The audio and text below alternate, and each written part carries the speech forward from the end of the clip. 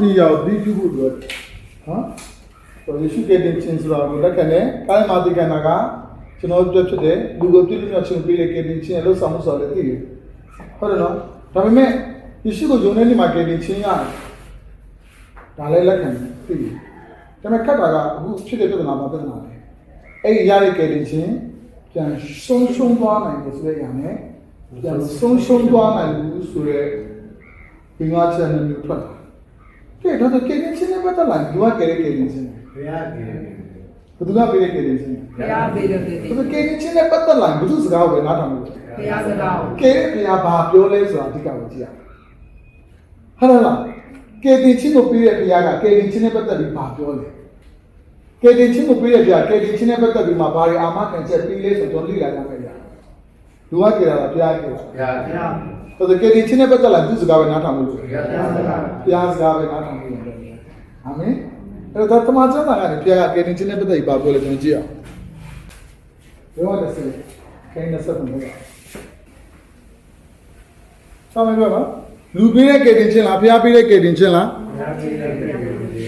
ဘုရားပေးတဲ့ကဲတင်ချင်းဆိုကဲတင်ချင်းနဲ့ပတ်သက်လာရင်သူရဲ့စကားကအဓိကလားဘုရားစကားကအဓိကလားကဲတင်နဲ့ဘုရားကဘာပြောလဲဆိုဆရာရာကအဓိကဆိုကဲတင်ချင်းနဲ့ပတ်သက်ရင်လူရဲ့စကားအဓိကကြည့်ရမှာနှုတ်ကပတ်တော်ကိုအဓိကကြည့်ရမလားဟုတ်တယ်ကဲတင်ချင်းနဲ့ပတ်သက်ပြီးနှုတ်ကပတ်တော်ကဘယ်လိုပေါ်ပြလဲကျမ်းစာအဓိကထားဖို့ရတယ်ဖြစ်တယ်ဆရာရဲ့စကားအဓိကထားဖို့လားဘုရားစကားအဓိကထားဖို့လူပေးတဲ့ကယ်တင်ခြင်းလားဘုရားပေးတဲ့ကယ်တင်ခြင်းလားကယ်တင်ခြင်းမှာလူကဘလို့ပါဟိုလိုပါဒီလိုပါတတ်မှတ်စရာအကြောင်းလုံးဝမရှိရဘူးဘာဖြစ်တယ်ညာဖြစ်တယ်ဆိုတော့လုံးဝပြောစရာအကြောင်းမရှိရဘူးကယ်တင်ခြင်းကိုပေးတဲ့ဘုရားကဘာပြောလဲဆိုတော့ပဲအဓိကထားရအောင်လူပေးတဲ့ကယ်တင်ခြင်းလေအာမင်အဲ့တမန်ကျမ်းစာမှာကယ်တင်ခြင်းနဲ့ပတ်သက်ပြီးမှဘုရားပြောတဲ့အကြောင်းရင်းတွေရှိတယ်ကျွန်တော်ကြည့်ရအောင်အဲ့ဒီအကြောင်းရင်းကိုကြည့်တဲ့အခါမှာတော့မဆုံးရှုံးနိုင်တဲ့ဆိုရပေါ်ပြတာတွေ့ရဖျားပေးတဲ့ကယ်တင်ခြင်းနဲ့ပတ်သက်ဖျားပေါ်ရောအကိုင်း30 20ကုန်ဖျားအောင်ငါတို့သည်ငါစကားကိုနားထောင်၍ငါနောက်သို့လိုက်ကြ၏ထိုတို့ကိုငါပြီး၏ဆက်ဖက်မယ်သာရတဲ့ကိုလည်းငါပြီး၏ထိုတို့သည်ပျက်စီးခြင်းနှင့်အစင်မပြတ်ကင်းလို့ကြပြီမဖြစ်အဲ့ဒါကိုကျွန်တော်ဂတိတော်လို့ပေါ်ပြဘယ်လိုလဲဂတိတော်ကယ်တင်ခြင်းနဲ့ပတ်သက်ဖျားဂတိတော်ပေးထားတယ်ဘာဂတိတော်လဲရောအကိုင်းဘယ်လောက်လဲ30 ခွန်30မှနေ28ဘာပေါ်ပြလဲပြည့်စည်ခြင်းနဲ့အစင်မပြတ်ကင်းလို့ကြလိမ့်မည်အစင်မပြတ်ဘာလို့လဲကင်းလို့ကြလိမ့်မည်အစင်မပြတ်ကင်းလို့ကြလိမ့်မည်အစင်မပြတ်ဘယ်အချိန်မှပြည့်စည်မယ်လို့သတ်မှတ်လို့မရအစင်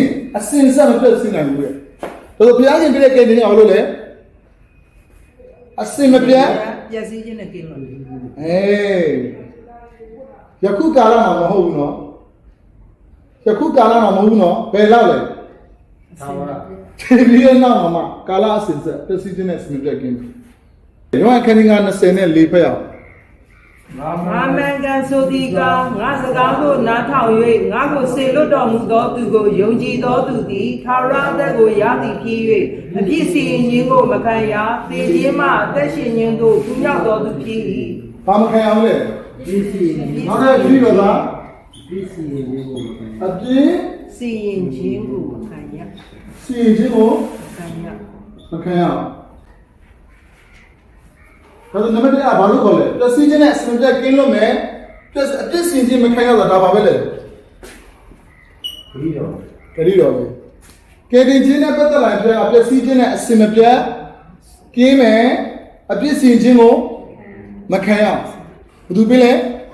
ဘုရားပေးတဲ့ဂတိတော်ဆက်ကြည့်မယ်ယောဟန်ခန်းကြီး30 28 29ပြန်ဖတ်မယ်ဟိုမင်းမင်းချက်တဲ့ကိုလည်းငါပေး၏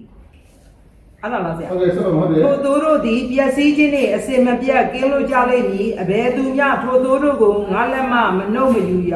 ထိုတို့ကိုငါ၌အပ်ပေးတော်မူသောငါဘုရားသခင်ခမည်းတော်သည်ခတ်သိမ်းသောသူတို့ထက်ကြီးမြတ်တော်မူသည်ဖြစ်၍အဘယ်သူမျှထိုတို့ကိုငါခမည်းတော်၏လက်မှမနှုတ်မယူနိုင်ရတော့တိတ်တော့လေ28ဘာတွေ့ရလဲငါလက်နမတဲ့ဘူးလေဖေရသခင်ငါရဲ့လက်နောက်တော့ငါခမင်းတော်ရဲ့လက်ဘယ်လိုမျိုးလဲနှမျိုးဘယ်သူများဘာရလဲမနော ငါလက်မမနှုတ် မယူနိုင်လက်ဘယ်နှမျိုးလဲ 2မျိုး ဘသူလက်နဲ့ဘသူလက်လဲ ငါလက်နဲ့ငါ ငါလက်ကလည်းငါလက်ထဲကလည်းဘသူမှမနှုတ်နိုင်ငါခမဲတော့လက်ကလည်းဘသူမှတော့ယုံကြည်သူတရားဘသူလက်ထဲရောက်သွားတယ်တရားလက်ထဲရောက်သွားတယ်ယေရှုကိုလက်ခံတာနဲ့ဘုရားလက်ထဲရောက်သွားပြီဘသူမှမနှုတ် မနှုတ်မယူ မယူနိုင်ဘသူမှငါတို့ငါသားဖြစ်သွားပြီငါဖြစ်စီငါတို့လက်ထဲရောက်တယ်ဘသူမှမပြုတ်မနှုတ်မယူနိုင်တော့ကဲဆက်ဖက်မယ်တစ်ပိတ်ကန်းချင်းငယ်လေးနဲ့ငါ